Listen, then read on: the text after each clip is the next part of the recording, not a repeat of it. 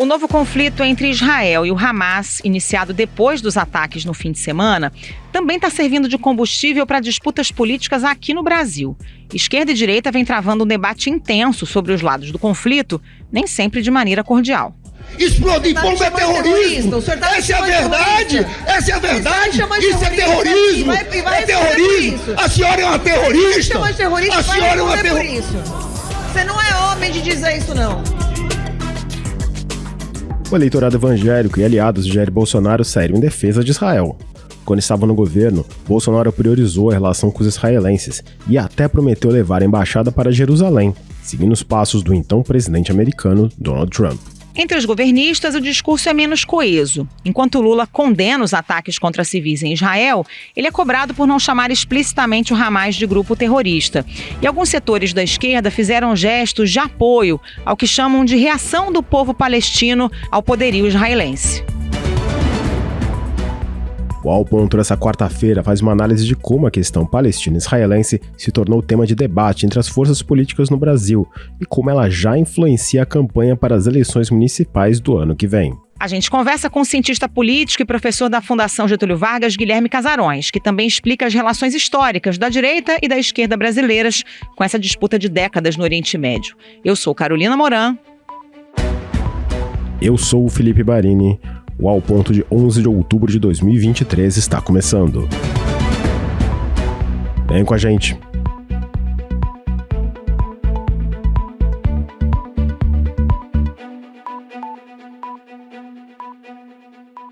Professor Guilherme Casarões, bem-vindo aqui ao Ponto mais uma vez. Esse conflito entre israelenses e palestinos existe há décadas, mas esse tema nunca foi exatamente muito central no debate político aqui no Brasil, né? Pelo contrário, política externa nunca foi muito relevante nas eleições por aqui. Só que agora a gente está vendo direita e esquerda se digladiando a respeito da guerra em Israel e em Gaza. Já tivemos até bate-boca entre deputados, o Lindbergh Farias com a Carla Zambelli na Câmara, uma infinidade aí de posts nas redes sociais. O que está acontecendo? O que mudou? Em que momento isso virou um tema de debate político aqui no Brasil, professor? Carol, Felipe, é um prazer sempre enorme estar aqui com vocês. Esse tema é um tema muito delicado e ele vem tomando contornos aí de política doméstica no Brasil já faz algum tempo, na realidade. Para entender isso, a gente tem que voltar aos primeiros anos Lula, né, ao primeiro governo Lula, em que o tema Israel-Palestina se tornou mais central para a política externa brasileira. Até ali, se a gente pega a história de Israel, desde a criação do Estado, lá em 47, passando pelos marcos importantes, Guerra dos 6 Dias, etc., o Brasil sempre teve uma posição muito correta, muito equilibrada, eu diria, em defesa da chamada solução de 2 estados, mas a gente estava falando de um tema que era fundamentalmente diplomático, né? No governo Lula isso muda um pouco, porque a gente tem, primeiro, é um tempo diferente, né, de globalização, de comunicação em tempo real. O presidente Lula sempre se valeu da chamada diplomacia presidencial, ou seja, ele mesmo assumia protagonismo de muitas ações de política externa, e no caso específico do conflito israelo-palestino, houve 2 episódios ali diretamente envolvendo o governo Lula que contribuíram para essa polarização para dentro. O primeiro deles foi uma tentativa brasileira de assinar um acordo nuclear com o Irã, iniciativa essa que envolveu também a Turquia, né, na chamada Declaração de Teherã. E aquele era um momento muito delicado para o conflito israelo-palestino, porque havia um medo da comunidade internacional de que o Irã estivesse desenvolvendo armas nucleares e que isso pudesse ser usado contra Israel, dadas as declarações do então presidente iraniano Mahmoud Ahmadinejad de que Israel deveria ser varrido do mapa, ele negava o Holocausto e coisas nessa linha.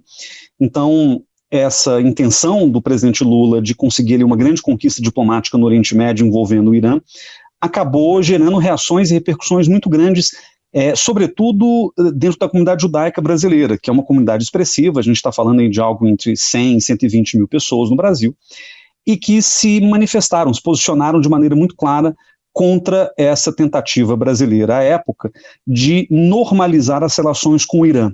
Então esse foi um primeiro e importante marco. O segundo marco, que eu também atribuo o início dessa polarização, é o momento em que o governo brasileiro se coloca à disposição da comunidade internacional para mediar o próprio conflito israelo-palestina. Lula vai a Israel e a Palestina em março de 2010. Nessa viagem ele fala inclusive abertamente para uma audiência de empresários israelenses de que o Brasil teria interesse, o próprio Lula teria disposição de dar continuidade a uma negociação de paz que já vinha interrompida há mais ou menos uma década e meia, e logo na sequência o Brasil reconhece a Palestina como Estado soberano, em dezembro de 2010. Então isso tudo contribuiu para que o tema fosse politizado internamente no Brasil, e desde então, tudo que a gente vê, a gente pode explorar um pouco mais essa história mais recente, mas tudo que a gente vê de 2010 para cá, de alguma forma é repercussão desse processo de politização do tema, não só na política externa, mas também na política interna do Brasil. E a gente viu uma aproximação entre Brasil e Israel durante os 4 anos do governo Bolsonaro, que contou até com uma promessa de transferir a embaixada brasileira para Jerusalém. Essa mudança na política, essa decisão de política externa nos anos Bolsonaro também contribuíram para essa polarização do tema aqui no Brasil? Barini, sem a menor dúvida, e aí eu aproveito para contar um pouco da história do meio do caminho, né, entre Lula e Bolsonaro, o que aconteceu. O governo Lula ele teve essa posição abertamente pró-Palestina, que é uma posição, aliás, histórica do PT, e uma posição que também converge com aquilo que o Itamaraty historicamente defende, porque ser pró-Palestina, obviamente excluindo aquelas pessoas que estão ali celebrando morte causada pelo Hamas, mas ser pró-Palestina é, nesse momento, ser a favor de uma solução de 2 estados que viabilize a constituição de um Estado palestino. E a diplomacia brasileira e o governo do PT, em particular, sempre mantiveram essa posição de maneira muito clara, como, vamos dizer, a diretriz da atuação externa do Brasil. Nos anos Dilma, a coisa toma uma outra proporção em função da radicalização das relações entre Israel e Gaza, que culminaram numa invasão terrestre a Gaza feita pelo exército de Israel, já no governo Benjamin Netanyahu, em 2014, que causou milhares de mortes de civis palestinos, inclusive, e que o governo brasileiro condenou nos seus maiores termos, gerando, inclusive, não sei se vocês vão se recordar, de uma pequena crise diplomática entre Brasil e Israel, na qual o porta-voz da chancelaria israelense à época, Igal Palmor, chamou o Brasil de anão diplomático. A resposta de Israel é perfeitamente proporcional, disse Igal Palmor. Isso não é futebol. No futebol, quando o jogo termina em empate, você acha proporcional. E quando é 7-1, é desproporcional. Mas não é assim na vida real e sob a lei internacional, disse Igal Palmor. A única razão para não termos centenas de mortos nas ruas de Israel é termos desenvolvido um sistema antimísseis. E não vamos nos desculpar por isso. Se não tivéssemos esse sistema, haveria centenas de pessoas mortas nas ruas de Israel. Isso seria considerado proporcional? Isso ficou muito marcado, porque era a época da Copa do Mundo, ele inclusive rebatendo uma declaração do governo brasileiro de que a ação israelense tinha sido desproporcional, ele arrematou dizendo que desproporcional tinha sido o 7-1 da goleada da Alemanha contra o Brasil, que tinha acontecido uma semana antes. Então, essa crise diplomática ela foi o primeiro momento em que ficou muito claro que aqueles mesmo da base do governo que defendiam Israel não estavam dispostos a subscrever a maneira como o Brasil vinha conduzindo as coisas.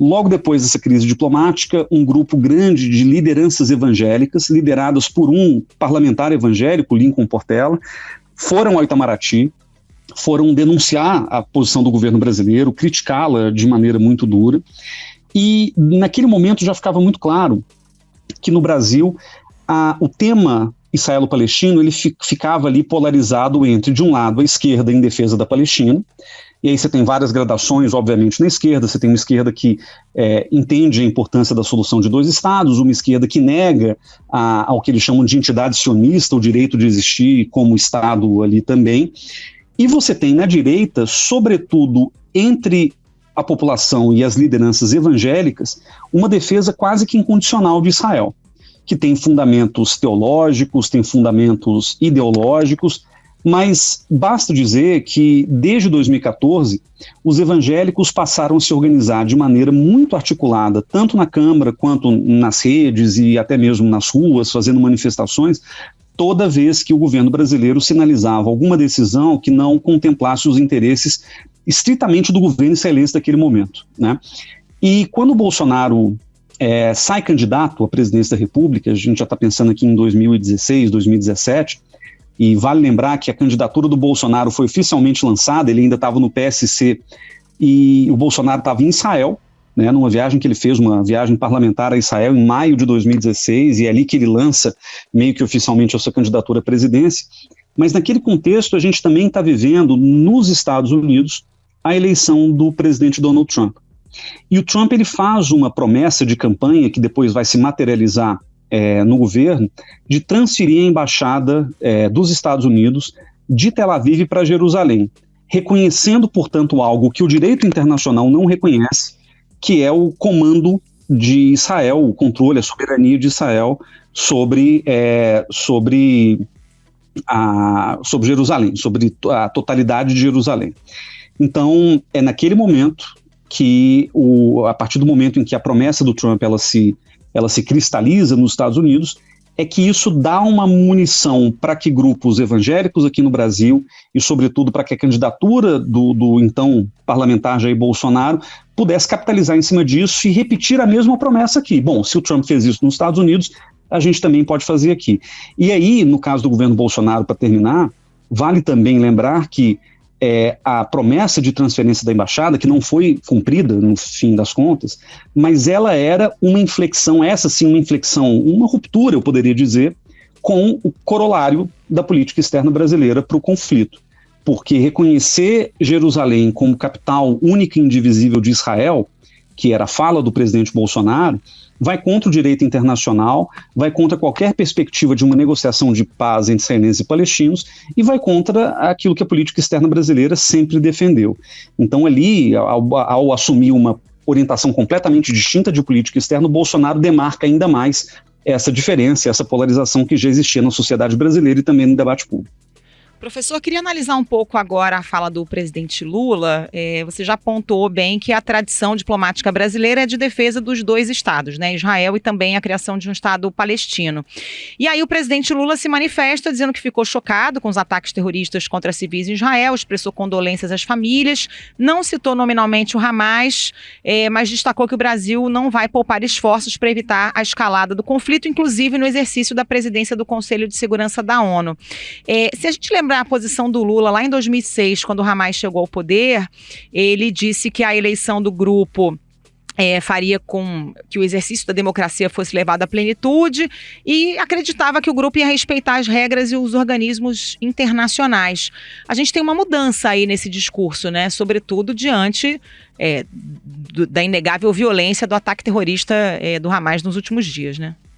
Carol, acho que o PT teve muita dificuldade de se adaptar a essa nova realidade da geopolítica do Oriente Médio e, sobretudo, do conflito israelo-palestino. Eu digo isso porque o Hamas ele é um partido político, além de ser uma organização que comete atos terroristas de maneira sistemática. Eu, pessoalmente, tenho uma dificuldade de reduzir o Hamas a grupo terrorista. Eu acho que tem mais coisas envolvidas, mas o terrorismo que o Hamas perpetra é absolutamente inegável e condenável. A grande questão é que, ao reconhecer o Estado da Palestina como Estado soberano em 2010, como o Brasil fez, isso dificulta que o Brasil se posicione singularizando o Hamas num contexto em que o Hamas, em tese, é parte do sistema político palestino. Então, acho que a reticência brasileira com relação a nomear o Hamas se deve, em parte, a essa dificuldade de como inserir o Hamas dentro desse sistema complexo da sociedade, da política palestina, que vem passando por dificuldades conhecidas, né? E, ao mesmo tempo, tem aí uma posição brasileira também compreensível, que nada tem a ver com o governo do PT, que é de não considerar como grupo terrorista grupos que não são considerados terroristas pela Organização das Nações Unidas. Então, o Brasil, por exemplo, não tem problema nenhum em chamar a Al-Qaeda de grupo terrorista ou chamar o Estado Islâmico de grupo terrorista, porque isso está de acordo com as resoluções da ONU. No caso do Hamas, como o Hamas é considerado um grupo terrorista por diversos países do mundo, mas não se trata de um consenso multilateral, o Brasil sempre também fica muito ali ambíguo na hora de lidar nominalmente com o Hamas. E aí tem um terceiro agravante nessa história, que é o fato de que membros do PT e membros da esquerda brasileira abertamente defendem o Hamas. Inclusive, nesses ataques brutais de sábado, a gente viu pessoas de esquerda, pessoas inclusive importantes no debate público, relativizando, defendendo. Então, o PT ele se vê ali numa situação difícil, porque politicamente também uma condenação nominal e frontal ao Hamas vai melindrar muita gente que de alguma forma faz parte ou do governo ou dessa base de apoio do governo. Essa falta de um discurso coeso por parte dos aliados de Lula e parte da esquerda também vem sendo criticado bastante na oposição. Tem muita gente da oposição que criticou o fato do Lula não ter citado nominalmente o Hamas nas suas declarações e até tentado associar o governo ao Hamas, usando o argumento de que o grupo parabenizou o presidente quando ele foi eleito. Você considera que isso faz algum sentido, essa tentativa de ligar o Hamas ao PT? E uma outra pergunta, aproveitando, você considera que foi um erro o Lula não citar nominalmente o Hamas, aproveitando esse seu comentário agora sobre a esquerda e o grupo palestino? Olha, Felipe, do ponto de vista estritamente político, citar ou não citar o Hamas, para os efeitos que o Brasil pretende com as notas de condenação, não faz tanta diferença assim. Então, eu acho que a opção do Brasil foi por uma nota mais asséptica, por um lado, mas que não geraria nenhum tipo de melindre ou nenhum tipo de contestação por parte daqueles que apoiam o governo Lula. Então, esse é o primeiro ponto. Mas eu acho que o Lula poderia, na verdade, o governo brasileiro poderia singularizar, mas, de novo, lembrando que se a gente pega a história das notas do Itamaraty com relação ao conflito israelo-palestino, o Hamas entra de maneira muito lateral nessas condenações, né? O governo brasileiro prefere falar em foguetes vindos de Gaza, ou eufemismos dessa forma para justamente não nomear o Hamas. Agora, isso não significa, ainda que eu entenda que isso é um caldo perfeito para as fake news que estão circulando por aí, isso não significa que haja nenhum tipo de relação íntima entre o Partido dos Trabalhadores, o presidente Lula e o Hamas. O Hamas, ele pode se manifestar a favor de governos A ou B de outros países do mundo, como ele faz. Houve uma crítica, inclusive, do Hamas ao governo Bolsonaro quando houve a promessa, pela primeira vez, de transferência da embaixada em Jerusalém, mas, a não ser essas menções muito pontuais de alguns membros do PT em defesa do Hamas, eu não vejo nenhuma associação mais específica, nenhuma linha de financiamento, nenhum tipo de apoio mais consistente do PT com relação ao Hamas e muito menos vice-versa. Professor, ainda que o presidente Lula tenha dado essa declaração muito alinhada ao histórico da nossa política externa, né, de defesa de dois estados e de condenar os ataques, a gente teve outras pessoas do governo, de partidos próximos, também se manifestando. O ministro da Secretaria de Comunicação, Alexandre Padilha, o assessor especial da Presidência para Assuntos Internacionais e ex-chanceler Celso Amorim se manifestaram condenando os ataques, mas fazendo críticas a Israel. PT e PSOL também divulgaram notas nessa linha, o PSOL inclusive chamando a política israelense para Gaza de regime de apartheid. Diante de tudo isso que a gente está falando aqui, isso cria uma contradição dentro do governo? Ou é possível acomodar todos esses pontos de vista de defesa do povo palestino e mantendo a condenação aos ataques terroristas? Olha, eu acho que se o governo se mantiver consistente na maneira como se expressa diante do conflito, e, sobretudo, se o governo mantiver uma linha de defesa da solução de dois estados, de uma eventual negociação de paz, uma retomada da negociação de paz, eu acho que esse é o caminho a ser adotado. Internamente ao governo sempre haverá contradições, e isso não acontece só com relação ao Hamas ou à Palestina, isso acontece com relação à Venezuela, à Nicarágua e a tantos outros regimes ou circunstâncias em que não necessariamente a posição oficial do Brasil e do governo Lula serão a posição dos membros que de alguma forma compõem a base do governo. Então, eu acho que essa acomodação ela é natural. Eu acho que é mais fácil o PT administrar uma nota mais sóbria que possa sofrer críticas por parte da sua própria base do que administrar uma crítica da oposição com relação a uma colocação meio fora do lugar ou uma defesa que é considerada meio inapropriada por parte de alguns. E eu diria que o governo Lula tem conseguido administrar isso de uma maneira razoavelmente boa, lembrando que ninguém esperava o que aconteceu desde sábado, então eu acho que houve também muito pouco tempo para a formulação de uma posição estruturada e clara com relação ao que está acontecendo ali. mas eu entendo que os danos políticos, o rescaldo dos problemas políticos, eles acabam transbordando para a política interna brasileira. De novo, esse é um caminho que a gente já segue há mais ou menos 15 anos, e eu não sei se tem muita volta, na verdade. Eu acho que cada vez mais o tema vai ser objeto de debate parlamentar, objeto de debate na imprensa, debate acadêmico, obviamente, e, claro, dentro do próprio governo, isso tem que ser alinhado de maneira mais clara, e a gente espera que se consiga, até porque Itamaraty tem aí uma força gravitacional muito grande para poder acomodar de alguma forma as posições diferentes que a gente observa dentro do próprio governo. Casarões, não tem como a gente terminar esse episódio sem mencionar que ano que vem a gente tem eleições aqui no Brasil, eleições municipais, e a campanha do deputado Guilherme Boulos à Prefeitura de São Paulo já sofreu uma baixa relacionada à crise entre Israel e o Hamas. O ex-secretário estadual de saúde de São Paulo, Jean Gorenstein, que coordenava o programa de governo na área de saúde e é judeu, anunciou seu afastamento da pré-campanha. A gente pode ver uma repetição de incidentes assim, de afastamentos assim, aumentando a pressão por uma resposta mais dura da esquerda em relação ao Hamas? Barini, eu acho que os efeitos do conflito sobre o cenário político nacional já estão se fazendo sentir, e, de novo, eles tendem a acontecer de maneira muito visível, sobretudo no parlamento e na crítica da opinião pública, a maneira como o governo Lula se posiciona diante do conflito.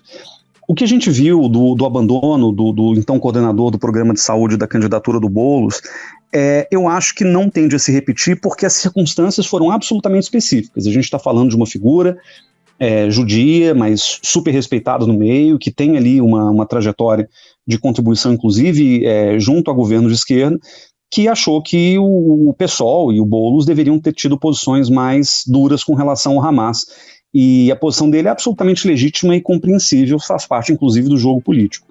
Agora, quantas outras prefeituras teriam circunstâncias semelhantes que justificariam qualquer tipo de preocupação no cenário eleitoral municipal? Eu acho que poucas, quase nenhuma.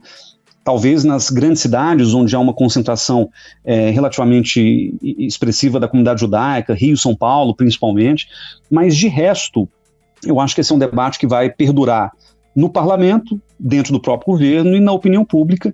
E, claro, o principal ator desse processo aqui no Brasil é o governo Lula, que vai ter que tomar medidas aí, ou posicionamentos um pouco mais claros e cautelas, obviamente, dentro desse processo, para não correr o risco de que dentro da sua própria base a gente tenha problemas dessa mesma natureza, como a gente viu na candidatura do candidato Guilherme Boulos.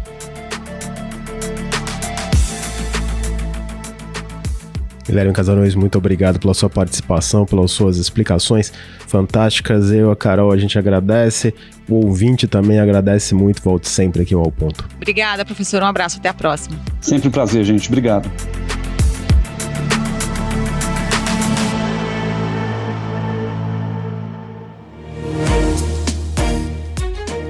Esse foi o Ao Ponto de hoje, o podcast diário da redação do Globo. Nessa conversa, a gente conta com a participação de toda a equipe do jornal, as mesmas pessoas que levam até você informação e análise de qualidade todos os dias. Quer saber mais? Assine o Globo. Acesse assineglobo.com.br e confira todas as notícias e reportagens especiais. A edição foi de João Guilherme Lacerda, a produção de Ana Clara Serafim.